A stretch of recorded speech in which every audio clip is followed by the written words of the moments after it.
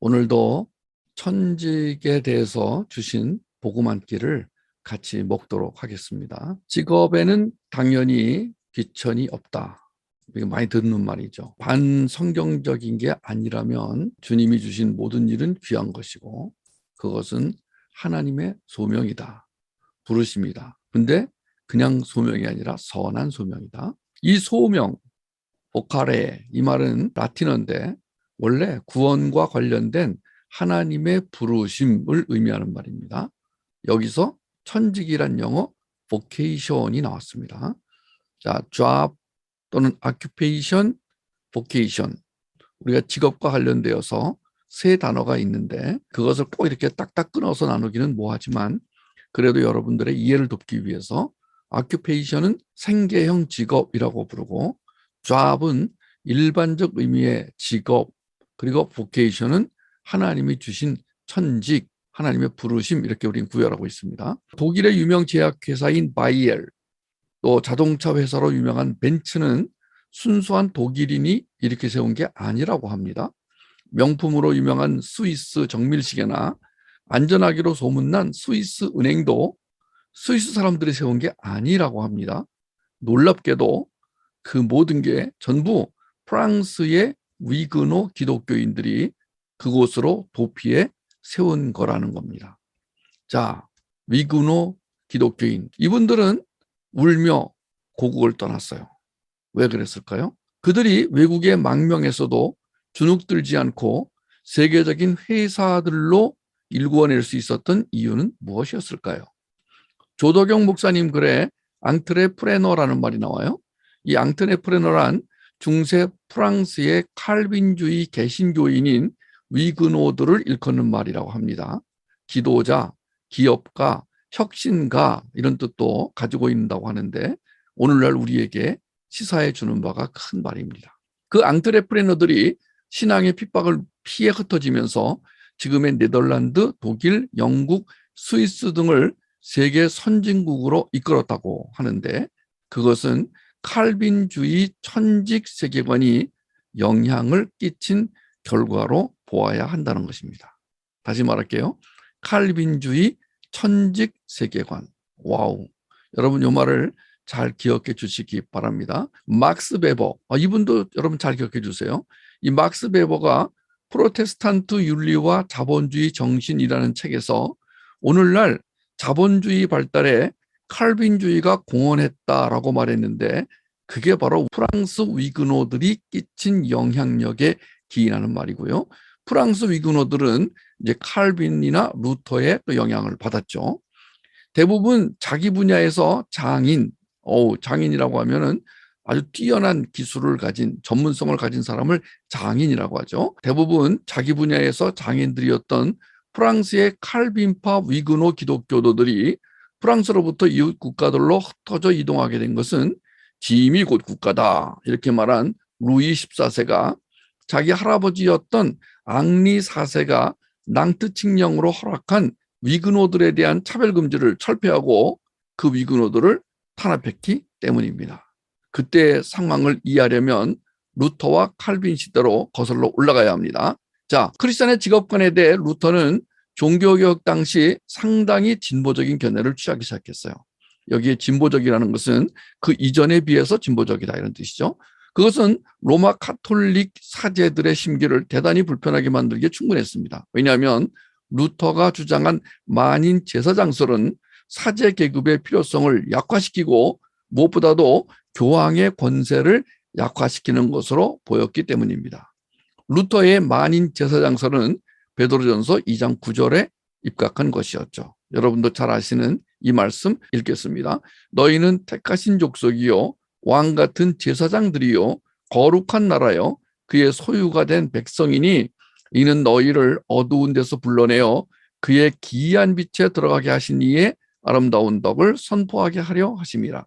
루터는 직접적으로 크리스찬의 직업관에 대해 말하지는 않았지만 모든 직업은 하나님 앞에 평등하다는 걸 일깨워줬어요. 거룩한 직책은 사제만 가지는 게 아님을 만천하에 선포한 것입니다. 자, 이어서 등장한 존 칼빈. 이분은 하나님께서 모든 성도를 불러내실 때 직업을 통해 하나님께 영광 돌릴 수 있도록 불러내신다는 중요한 소명의식을 일깨워 줬습니다. 세속적인 직업이라도 자신이 가진 직업을 통해 하나님께 영광 돌릴 수 있다면 그 직업은 천직이요 성직이 되는 것이라고 말을 했습니다. 칼빈은 이렇게 말했죠. 아무리 낮고 천한 직업이라고 할지라도 그것은 거룩한 것이며 기독교적인 가치를 지닌 영광스러운 것입니다. 자신이 하는 일이 소명임을 알고 순종한다면 아무리 낮고 천한 일일지라도 하나님 앞에서는 빛나는 것이며 귀중한 것이라고 인정받아 마땅합니다. 자, 루터와 칼빈의 말씀의 영향을 깊이 받은 분들이 바로 프랑스의 기독교인, 개신교인이었던 위그노들이었습니다. 당시 위그노라고 불리던 프랑스 기독교인들은 루터나 칼빈의 영향을 받아 만인 제사장설과 소명에 따른 천직관을 확립해 나가기 시작했습니다. 그러나 국민 대부분이 로마 카톨릭 신앙을 따르고 있던 프랑스 왕가는 위그노 기독교도들이 자신의 통제에 따르지 않고 독자적으로 성경을 보고 독자적으로 성만찬을 집행하며 독자적으로 세례 주는 걸 매우 싫어하기 시작했어요. 그러면서 이들을 핍박하기 시작했고 심지어는 죽이기까지 했습니다. 대표적인 케이스가 1572년에 벌어진 성 바들롬의 축일 학살 사건입니다. 당시 2만 명 가까이 학살당했다고 하니 프랑스 기독교 역사상 가장 슬픈 날이었을 겁니다. 그 무렵 프랑스 국왕에 오른 앙리 4세는 원래 개신교도였는데 개신교와 로마 카톨릭을 정치적으로 화해시키고자 자신의 신앙을 카톨릭으로 바꾸면서 낭트 칙령이라는 걸 발표했는데 프랑스 내에서 신앙의 자유와 또 예배의 자유를 선포하게 된 거죠. 그러자 그 선포에 힘입어 칼빈의 직업의식으로 천직의식으로 무장하고 기술적으로 숙련되어 있던 위그노 기독교도들이 발군의 실력을 발휘하기 시작합니다. 그리고 드디어 프랑스는 경제적 풍요를 누리게 되죠. 와우. 프랑스가 이렇게 대국이 되게 된 그 배경에는 위그노 기독교인들이 있었다는 사실입니다. 하지만 이 기독교 개신교도들이 늘어나는 걸 못마땅히 여긴 로마 카톨릭 교도들이 10년 뒤쯤 앙리 4세를 암살해버리죠.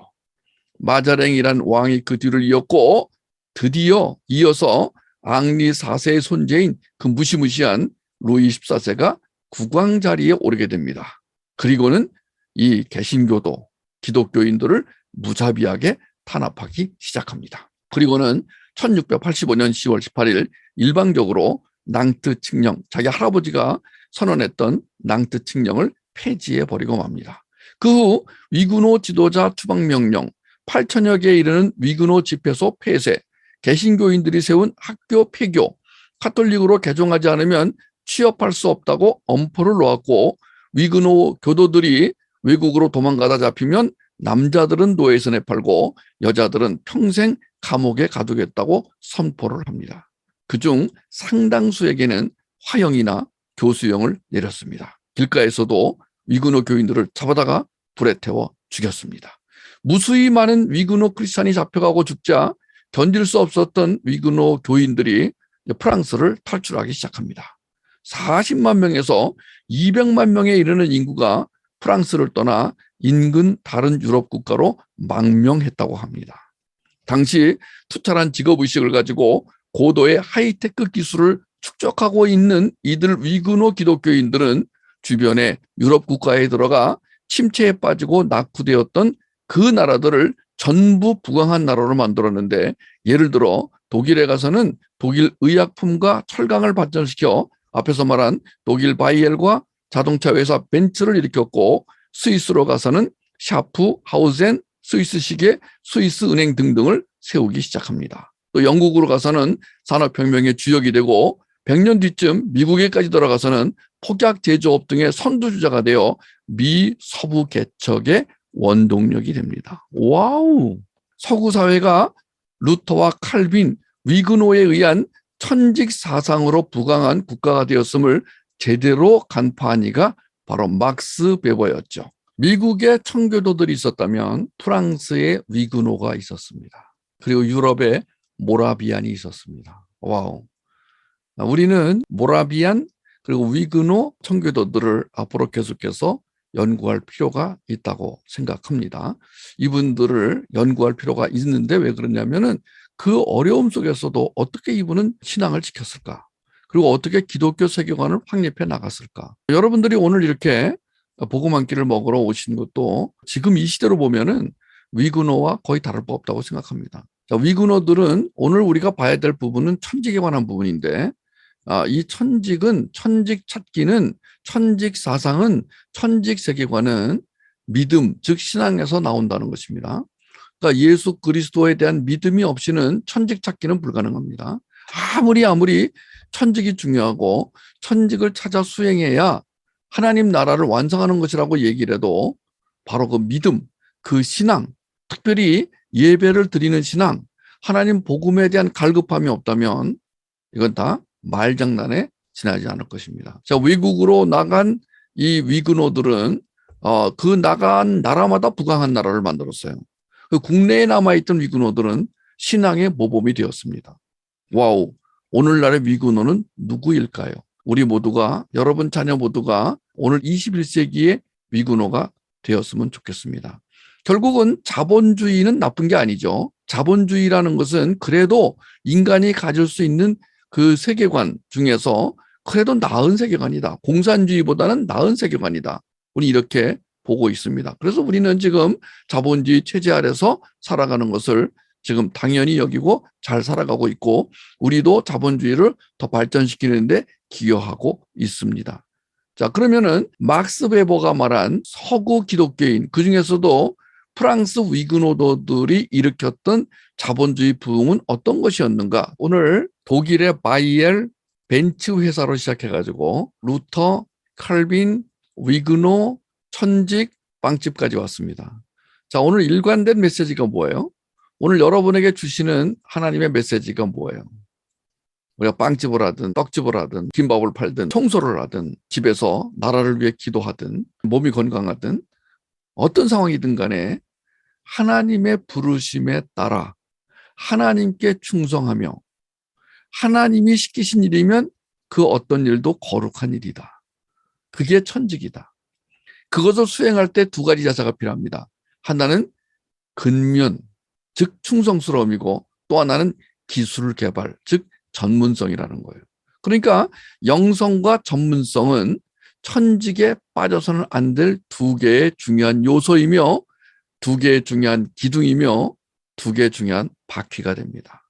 영성과 전문성. 자, 이렇게 해서 이제 서구 사회가 발전합니다. 산업혁명이 일어나고 나라가 부강해지고 벤츠가 잘 팔리고 바이엘 약품의 회사가 전 세계 모든 사람들에게 칭송을 받고 너무 좋은 약이야. 그 약 먹으면 나.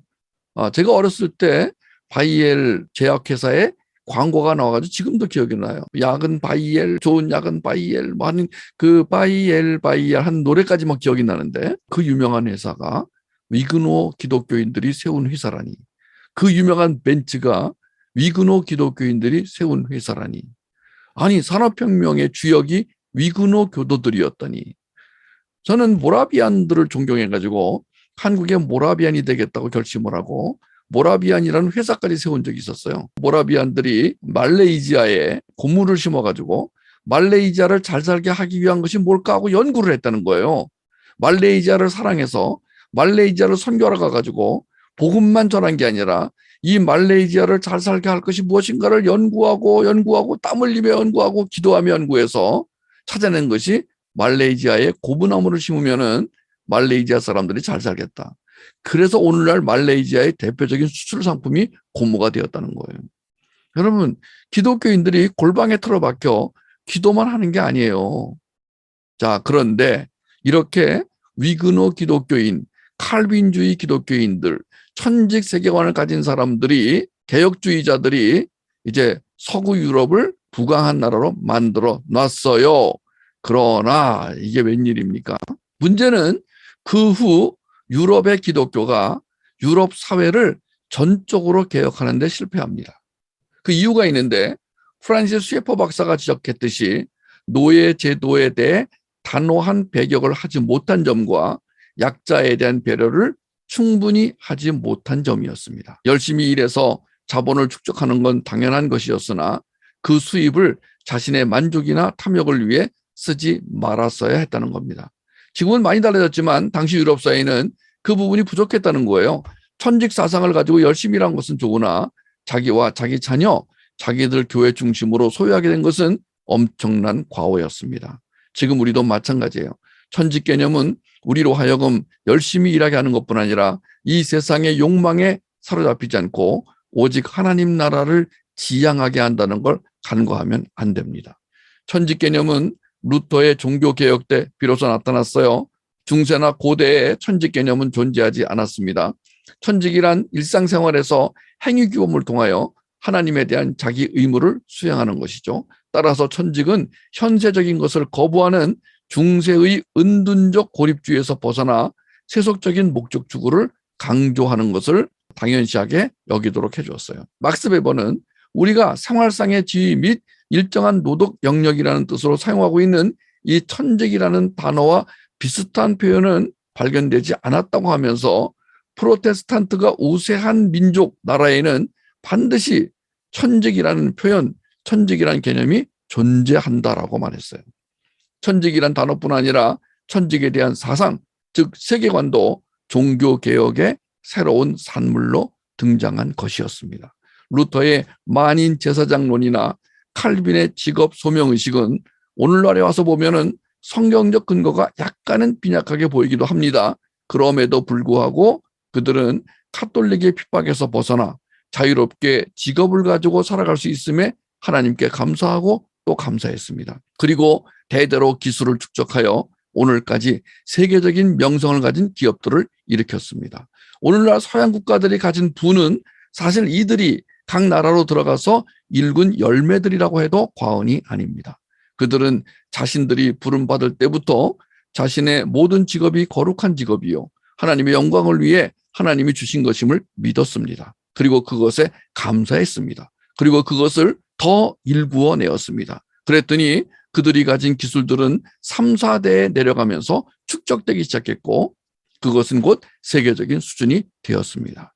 기독교 세계관에 의한 천직 사상은 삶의 기준이 되었고 각 나라들을 부강하게 만들어 주었습니다. 우리는 그런 신앙의 선배들이 정리해 놓은 성경적 세계관, 즉 천직에 대한 세계관을 그저 받아들이기만 하면 되니 이게 얼마나 큰 은혜인지 아시게 되기를 바랍니다. 여러분 모든 가정에서 건강한 가정을 만드시고 아울러서 자녀들에게 천직 사상을 심어주는 그런 가정들이 다 되시기를 주의 이름으로 축복합니다. 건강한 가정은 자녀의 천직 발견과 천직 수행을 돕습니다.